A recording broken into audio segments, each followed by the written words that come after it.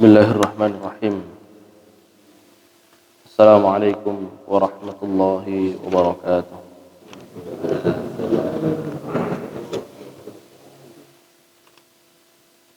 Alhamdulillahi rabbil alamin. Wa bihi nasta'inuhu ala umuri dunya waddin. Asyhadu an la ilaha illallah wa asyhadu anna Muhammadan abduhu wa rasuluhu an-nabiyyul amin. Allahumma salli wa sallim wa barik ala Muhammad wa ali Muhammad kama sallaita ala Ibrahim wa ali Ibrahim wa barik ala Muhammad wa ali Muhammad kama barakta ala Ibrahim fil alamin innaka Hamidum Majid. Amma ba'du ayuhan nas ittaqullaha mastata'tum wasma'u wa ati'u la'allakum turhamun. Alhamdulillah, Bapak Ibu hadirin jamaah yang dirahmati oleh Allah Subhanahu wa taala.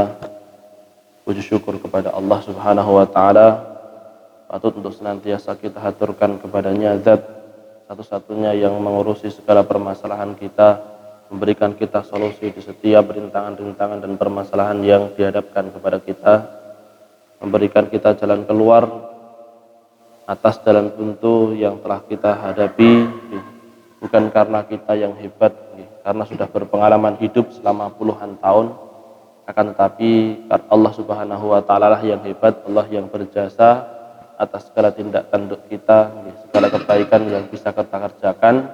Makanya Bapak Ibu hadirin yang dirahmati Allah, tidak ada yang pantas untuk kita sombongkan, dan jangan sampai kemudian kita terlalu bersedih ketika kehilangan.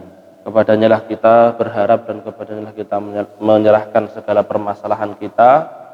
Bapak Ibu hadirin yang dirahmati Allah Subhanahu wa taala, dialah zat satu-satunya yang berkuasa atas segala yang bisa kita kerjakan di muka bumi ini. Bahkan apapun tanah yang kita pijaki, kemudian udara yang kita hirup, dan segala sesuatu yang bisa kita nikmati di dunia ini, itu semuanya merupakan karunia Allah Subhanahu wa taala. Sampai Imam Hasan Al-Basri, beliau mengatakan, kalau kamu ingin sesekali untuk bermaksiat kepada Allah, maka lihatlah tanah yang kamu pijaki, tanah siapa? Lihatlah udara yang kamu hirup, itu udaranya siapa? Lihatlah langit yang sedang menaungimu, siapa ya? Langitnya siapa? Kalau sampai ternyata hal itu belum bisa menjadikan kamu untuk berhenti dari kemaksiatan, maka tinggallah di liang lahatmu. Bapak Ibu hadirin yang dirahmati Allah Subhanahu wa taala, semoga Allah Subhanahu wa taala memberikan kita rahmat, memberikan kita maghfirah, memberikan kita keistiqomahan dalam menjalankan ketaatan kepadanya, dan semoga Allah Subhanahu wa taala mempermudah kita urusan kita di kehidupan dunia dari kebaikan-kebaikan maupun mempermudah urusan kita ketika menjelang ajal kita. Amin ya rabbal alamin. Bapak Ibu hadirin yang dirahmati Allah, kita lanjutkan pembahasan kita, pembacaan kitab Adabul Mufrad karya Imam Al-Bukhari, hadis ke-410. An Abi Hurairah radhiyallahu ta'ala anhu qala Rasulullah sallallahu alaihi wasallam. Dari Abu Hurairah radhiyallahu ta'ala anhu, bersabda baginda Rasulullah sallallahu alaihi wasallam. Apa sabda beliau? Iyyakum wadzan, jauhilah prasangka. Fa inna dzanna akdzabul hadis, karena sungguhnya prasangka itu merupakan cerita yang paling dusta. Bapak Ibu hadirin yang dirahmati Allah Subhanahu wa taala, prasangka ternyata dikatakan oleh baginda Rasulullah sallallahu alaihi wasallam itu adalah cerita yang paling dusta. Kenapa seperti itu? Bapak Ibu hadirin dirahmati Allah, prasangka yang seperti apa?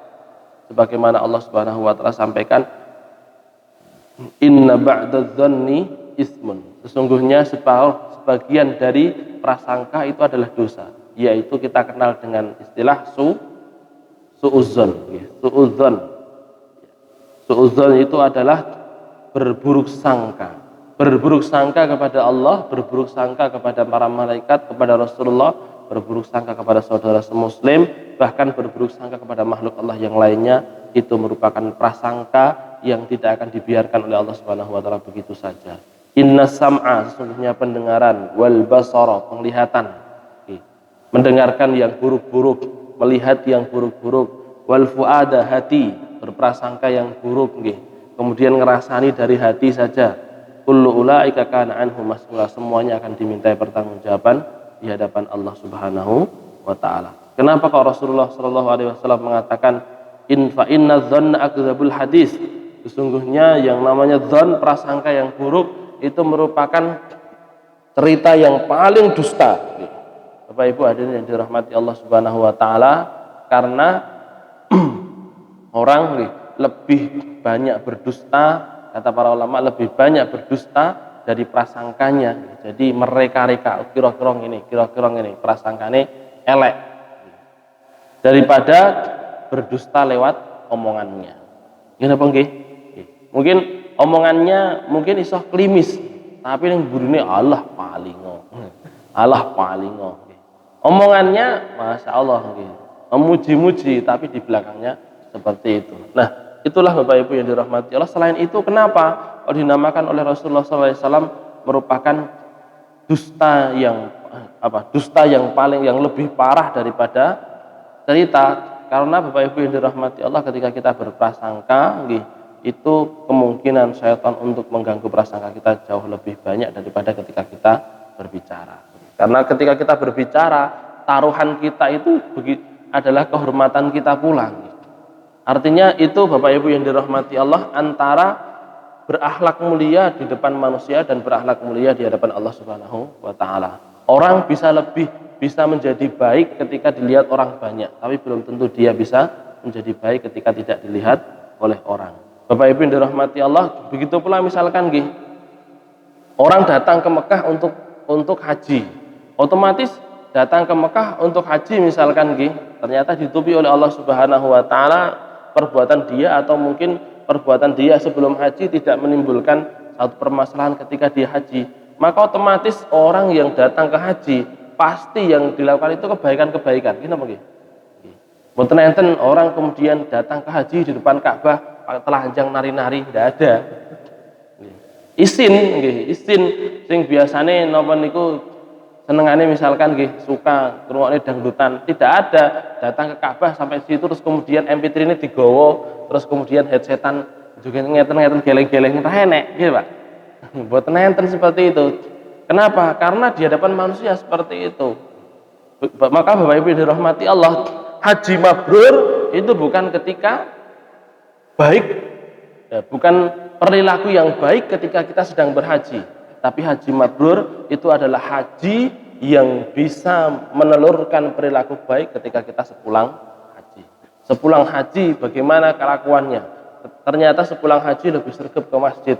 Sepulang haji justru lebih sregep untuk beribadah kepada Allah. Berarti itu hajinya haji yang mabrur. Tapi sebaliknya sepulang haji malah justru semakin congkak. Oh aku sudah 2 kali, sudah 3 kali. Saya tuh sudah haji sampean belum haji. Maka Bapak Ibu hadirin yang dirahmati Allah Subhanahu wa taala, takabur yang ditimbulkan dari haji itu menunjukkan bahwasanya hajinya bukan haji yang mabrur. Begitu pula dengan sholat kita.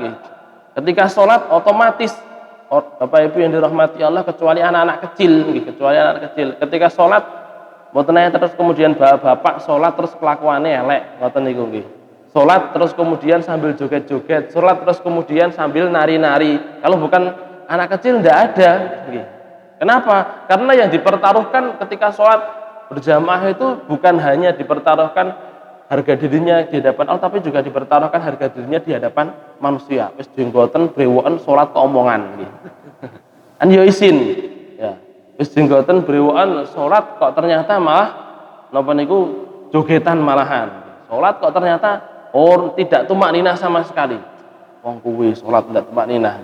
Bapak Ibu yang dirahmati Allah, salat berjamaah di hadapan orang banyak mudah kita untuk khusyuk, mudah kita untuk menenangkan hati. Tapi salat di hadapan Allah Subhanahu wa taala sendiri apakah sama? Salat misalkan di hadapan orang banyak bisa khusyuk, bisa tenang, sowe dan maca dan lain sebagainya. Salat sendirian apa juga sama? Nah, Bapak Ibu hadirin yang dirahmati Allah Subhanahu wa taala, begitu pula dengan prasangka dan omongan. Ketika kita berbicara, dilihat banyak orang, yang dipertaruhkan adalah harga diri kita.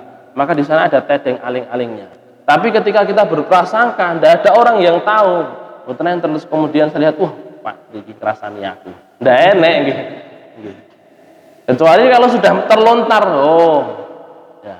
Wong Bapak Ibu yang dirahmati Allah ngomong di belakang kita saja kita tidak tahu, apalagi apa yang di hati kita. Tapi seringkali Bapak Ibu yang dirahmati Allah, orang itu justru menilai dan mengadili apa yang ada di hati seseorang. Datang Usamah bin Zaid radhiyallahu taala anhuma.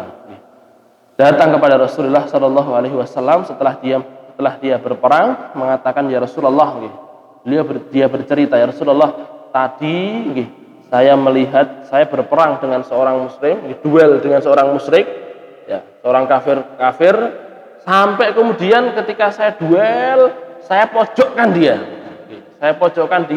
Dia sudah natap mepet di pohon, terus kemudian dia masih mau mengayunkan lagi, tak tangkis pedangnya sudah terlempar. Kemudian apa yang dilakukan si musyrik ini? Dia mengatakan asyhadu alla ilaha illallah wa asyhadu anna muhammadar rasulullah. Maka tak tebas dia. Mepet ini ndek mang, pas durung mepet mau membunuh saya ini barang mepet asyhadu alla ilaha, gak kanggo syahadatmu. Seperti itu, Pak. Apa kata Rasulullah SAW? Maka beliau marah, Pak. Beliau marah, muka beliau merah, mengatakan, hei Zaid, hei Usamah, apakah kamu sudah membelah dadanya? Kamu melihat hatinya bahwasanya dia benar-benar tidak beriman kepada Allah dan Rasulnya. Maka kemudian Rasul mengatakan, saya berlepas diri dari kamu, saya berlepas diri dari kamu, saya berlepas diri dari kamu. Bapak Ibu yang dirahmati Allah, apa kata Usamah bin Zaid? Sejak saya hidup bersama Rasulullah SAW, sejak saya lahir, saya bisa berpikir sampai kematian Rasulullah SAW, tidak ada kejadian yang lebih menyakitkan saya daripada hal tersebut. Yang seakan Bapak Ibu dirahmati Allah, kasih sayang Rasulullah SAW itu runtuh begitu saja, seakan saya akan dimasukkan ke dalam neraka.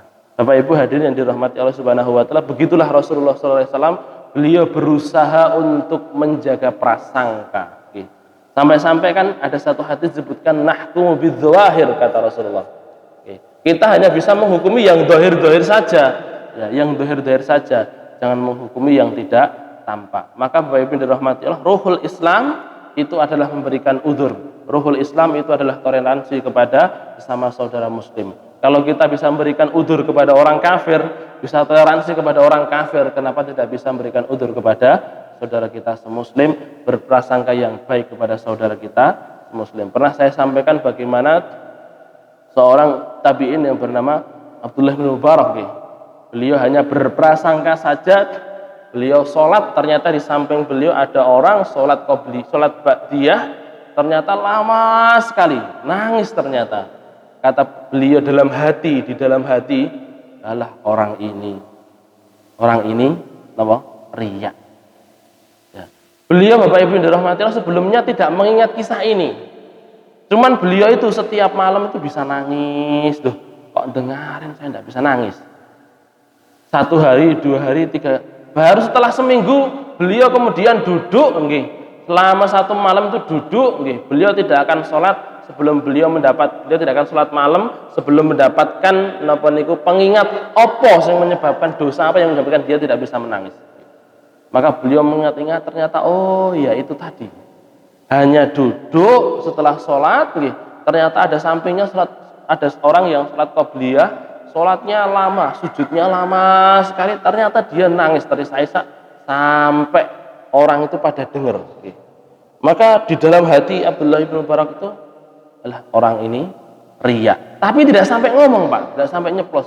Ya, beliau secara dohirnya itu sedang berzikir.